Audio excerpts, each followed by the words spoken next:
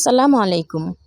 এই গাছটা বেশ কিছুদিন আগেই কেটে ফেলা হয়েছিল। তারপরেও কিভাবে এটার সাইড দিয়ে বেশ ডালপালা বের হয়েছে। শুধু ডালপালাই না, সাথে পেঁপেও হয়েছে মাশাআল্লাহ।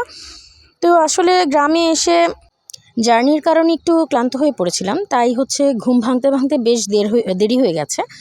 তো এজন্য আর সকালের যে গ্রামের কুয়াশা ভরা সকাল সেটা আর দেখাতে পারলাম না, দুঃখিত। তো এই তো সকালে উঠেই বেশ ঝলমলে রোদ ছিল। রোদে ভালোই লাগছিল। যেভাবে শীত ভেবেছিলাম তেমন আসলে কোনো শীতই পড়েনি গ্রামে। ভালোই কাটছে। আর এদিকে শীতের যে সবজিগুলো সেগুলো নিয়ে এসেছিল এক কাকা। সেগুলোই আসলে ওখানে দাঁড়িয়ে দাঁড়িয়ে আমরা দেখছিলাম কী সবজি রাখা যায়। আর এদিকে দেখতে পাচ্ছেন বিড়ালগুলো আমাদের বাড়িতে আসলে তেমন কেউই থাকে না। তাই হচ্ছে পড়শি রাখা হয়েছে। পড়শি আপনারা কে কে বোঝেন আমি জানি না। পড়শি বলতে তারা ভাড়া দিবে না, শুধু আমাদের ঘরগুলোকে ইউজ করবে বা খালি জায়গাগুলো যেগুলো আছে সেখানে তারা নিজেরা ঘর তুলে তাদের ঘরে তারা বসবাস করবে। তাদের কাছ থেকে আমরা কোনো খরচ নেব না, এটাই হচ্ছে পড়শি, বাড়ি পাহারা দেওয়ার মতো ব্যাপারটা। তো ওরাই হচ্ছে এখানে গরু ছাগল এগুলো সব কিছুই পালে আর কি। তো এটা গ্রামের সৌন্দর্যর মধ্যে এটাই একটা স্পেশাল সৌন্দর্য যে গরু ছাগল হাঁস মুরগি এগুলো থাকবে।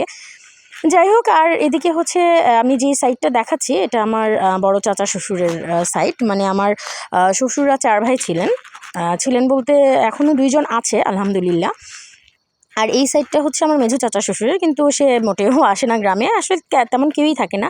আর এখন যে ব্লু কালারের বিল্ডিংটা দেখলেন সেটা হচ্ছে আমাদের সাইড। আর এই সাইডটা হচ্ছে আমার ছোটো চাচা শ্বশুরের। তো কাকা আছে বলেই হয়তোবা, মানে আমার ছোটো চাচা গ্রামে থাকে এখনও।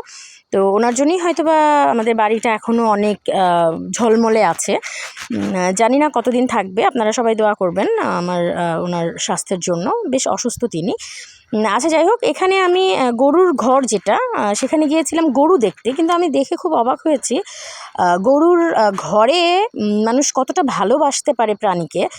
গরুর ঘরে ওরা বিছানা করে ওরা নিজেরাই গরুর সাথে থাকে, বসবাস করে। এখানে আসলে নিরাপত্তারও একটা ব্যাপার আছে। গরু রাতে আসলে চুরি হয়ে যেতে পারে, এর জন্য একটা বিশেষ কারণ এটা। আর এই যে দেখতে পাচ্ছেন উনি আসলে স্পেশাল চাইল্ড হয়ে পৃথিবীতে বেঁচে আছে।